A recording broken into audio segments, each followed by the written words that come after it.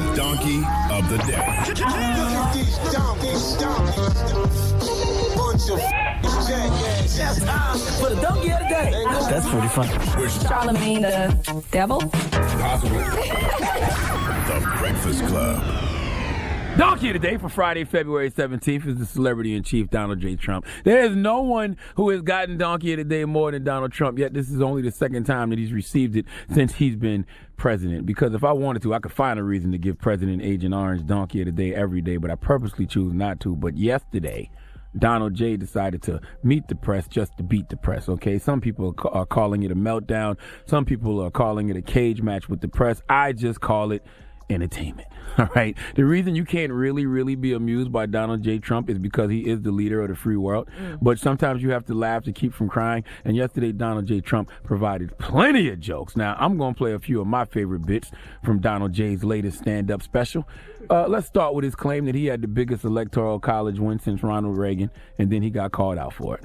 306 electoral college votes. I guess it was the biggest electoral college win since Ronald Reagan. Said today that you had the biggest electoral margin since Ronald Reagan with 304 or 306 electoral votes. In fact, President Obama got 365 and Well, I'm talking about Republicans. President Obama 332 and George H.W. Bush 426. So why should Americans trust you? Well, no, I was given that information. I don't know. Why should Americans trust you when you accuse the information they receive of being fake when you're providing information that's... Well, I don't know. I was given that information. But it was a very substantial victory. Do you agree with that? You're the president. Okay, thank you. Drop on the clues bombs for Donald J. Trump.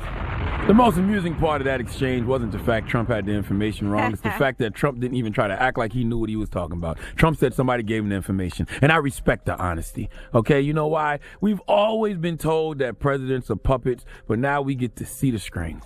Okay, we get to see the hand up Trump's ass controlling him. And yesterday, Donald visibly looked like that hand up his ass was making him uncomfortable. Okay, now my favorite joke, one of my favorite jokes, it happened when White House correspondent April Ryan questioned Donald on whether he planned to meet with the Congressional Black Caucus. And Donald basically asked April to broker the deal. Let's hear it. Are you going to include the CBC, Mr. President, in your conversations with your urban agenda, your inner city agenda, as well as... Am I going to include... Are you going to include the Congressional Black Caucus and the Congressional Hispanic Caucus? Well, I would. I tell you what. Do you want to set up the meeting? Do you want to set up the meeting? No. Are they friends of yours? I'm just a reporter. No, set up the meeting. I know some of them, but I'm sure... Let's go set up a meeting. I would love to meet with the Black Caucus. I think it's great, the Congressional Black Caucus. I think it's great. Now, I feel like I know our celebrity-in-chief, Donald J. Trump, feels like April can set up the meeting simply because she's black. Right. Okay. You know them, right? All the black people in the Congressional Black Caucus. I mean, all black people have a direct line to the Congressional Black Caucus, right? We all follow the Congressional Black Caucus on social media. We attend all the Congressional Black Caucus meetings simply because we're black. That's what black people must do, right?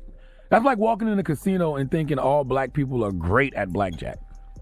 You know? Nah. Now, the final joke not only made me laugh, but it made me reminisce. Let me let you hear it first.